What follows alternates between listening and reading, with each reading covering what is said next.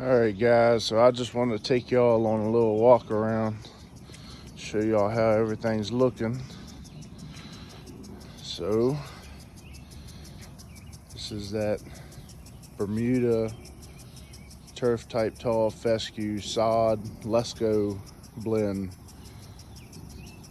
sod quality, cutting at 2 inches, getting about an inch of rain, inch of water a week, half inch 2 times a week.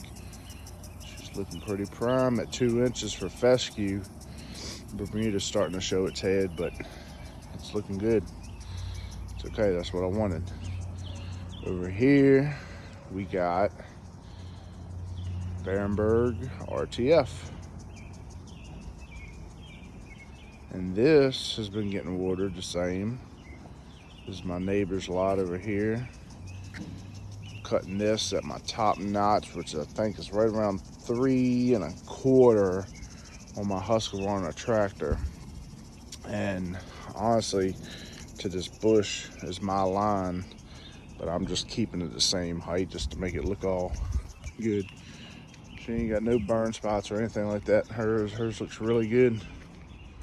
Now, the backyard.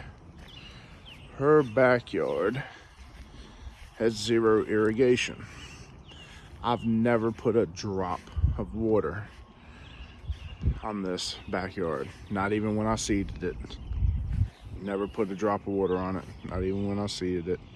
This is the same thing, the Barenberg RTF. It looks damn good for no irrigation and all this heat we've had. So, I mean, still got some POA in there trying to die off, but that's the only brown you see. My backyard. Looks pretty nasty. This is GCI Blue Heat and Bermuda mix. This is my Blue Muda. Now it looks kind of rough right now. Still got some POA in here.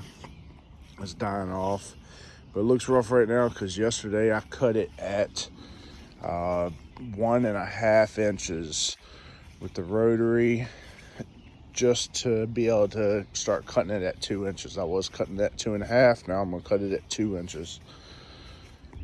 Over here on this line, you can kind of see my line.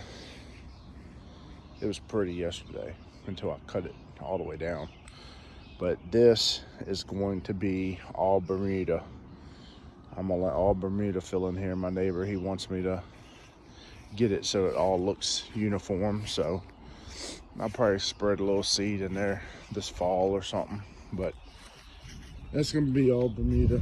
I've gotten most of the weeds out of there. And I cut that at 1.5 inches too yesterday, so that's why it looks kind of brown and dead. I got some high spots over here that I've got to fix this fall where my rider scalped it. And this is the other part of the side. This is that fescue Bermuda mix. And I mean, you can see she is glowing. This is a 50-year-old rose bush that my grandfather planted. And it was almost dead. And I pretty much brought it back to life between me and my wife. I want to show y'all this too. I can't understand this, but this field, this fall, no irrigation once again. I put a Advanced Turf Solutions athletic field mix, which was a rye, Kentucky bluegrass, fescue, and I think it had some Bermuda in it too. And don't worry about these spots over here. These are where I filled in a whole bunch of holes. Like I put a lot of dirt where we used to have a track that went all the way around here and went all the way around. And there's some spots over there that I had to fill in some dirt. And I had sprayed my pre-emergent, and after I sprayed my pre-emergent this spring after I put the dirt down. So But it's a little toasty along the edges of the drive here. But the rest of it there is, I mean, all the way back there around the backside of the birdhouse and then coming back. I'm working on trying to fill some of these holes in the bag. It's too wet back here. I haven't done any fertilizing back there. But on this line, we're between these holes in that birdhouse, I fertilized and seeded all that. And this has not had an ounce of water per irrigation.